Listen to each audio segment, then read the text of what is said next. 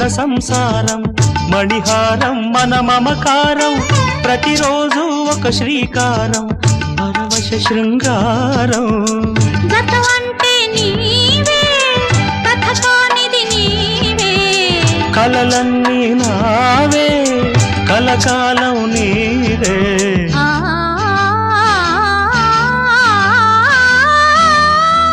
రాముడు అనుకోలేదు జానకి పతి కాగలనని ఆనాడు